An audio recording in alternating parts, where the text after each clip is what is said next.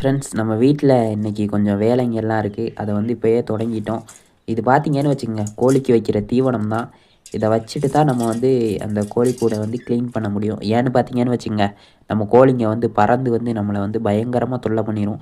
இப்போயே பார்த்தீங்கன்னு வச்சுக்கோங்க, அதை வைக்கிறப்ப பாருங்கள் எப்படி பறந்து நம்ம மேலெல்லாம் பறந்து உட்காரும், அந்த மாதிரி பண்ணுவாங்க. இதெல்லாம் வந்து சின்ன சின்ன சிறுவிடை கோழிகள் தான் நம்ம வீட்டில் வச்சுருக்குது. அதுக்கு தான் இப்போ வந்து சாப்பாடு வச்சுக்கிட்டு இருக்கோம். இந்த கோழி தீவனத்தில் வந்து தண்ணீர் கலந்து அதை அப்படியே பிசைஞ்சிட்டு வச்சோன்னு வச்சுக்கோங்க, இது வந்து நிறைய ஆகும். அதை அப்படியே வச்சோம்னா நல்லா சாப்பிடுவாங்க. இல்லாட்டி வந்து இது கம்மியாக இருக்க மாதிரி இருக்கும். அதனால தான் நம்ம வந்து தண்ணீர் கலந்து அப்படியே மிக்ஸ் பண்ணிவிட்டு வைப்போம். நம்ம வந்து இப்போ வச்சுட்டு அந்த கூட்டை க்ளீன் பண்ண போகிறோம்.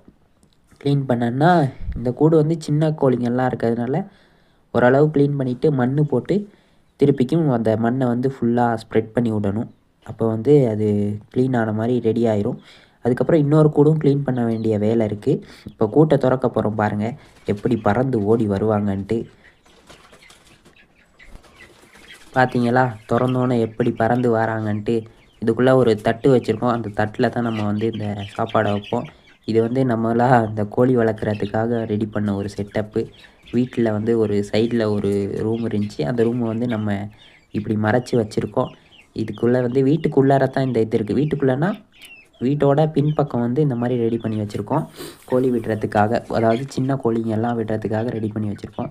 இதில் பாருங்கள், இதில் நம்ம சாப்பாடு வச்சோன்னா இவங்க பாட்டுக்கு சாப்பிட்டுக்கிட்டு இருப்பாங்க. அப்போ வந்து நம்ம வேலையை கரெக்டாக பார்க்கலாம். அதனால தான் இப்படி வச்சுருவோம். வச்சுட்டு தண்ணிக்கு வந்து எப்படி வச்சுருக்கோன்னா வந்து இந்த சின்ன லவ் பேர்ட்ஸு அப்புறம் வந்து ஃபின்ச்சஸ் எல்லாம் தண்ணி குடிக்கிறதுக்கு ஒரு பாட்டிலில் வச்சுருப்பாங்களா, அந்த மாதிரி தான் உள்ளார வச்சுருக்கோம். ஏன்னா வந்து இது மண் தரையினால் நம்ம வைக்கிற தண்ணீரை வந்து இவங்க ஊற்றி விட்டுருவாங்க. டப்பாவில் எதுவும் வச்சா ஊற்றி விட்டுருவாங்க. இந்த தண்ணி வைக்கிற ட்ரிங்கர் மாதிரி இருக்கும்ல, அதையே வந்து ஊற்றி விட்டுருவாங்க. அதனால தான் நம்ம இதில் வச்சுருக்கோம். நம்ம வீட்டில் பொரிக்கிற கோழிகள் எல்லாமே பெரும்பாலும் கருப்பு கலர்லையும் அப்புறம் வந்து இந்த மண் கலர்லையும் சேர்ந்த மாதிரி கலரில் தான் அதிகமாக வரும்.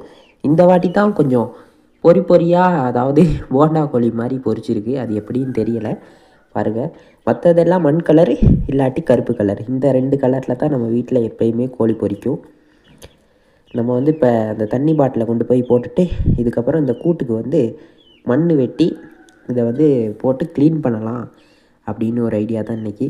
ஏன்னா இது ரொம்ப நாள் ஆச்சு க்ளீன் பண்ணி. அப்புறம் நோய் ஏதாச்சும் பரவிருச்சுன்னு வச்சுக்கோங்க, இந்த கோழிகளை காப்பாற்றுறது பெரும்பாடாயிரும். அதனால தான் இப்போ வந்து நம்ம அதை க்ளீன் பண்ண போகிறோம்.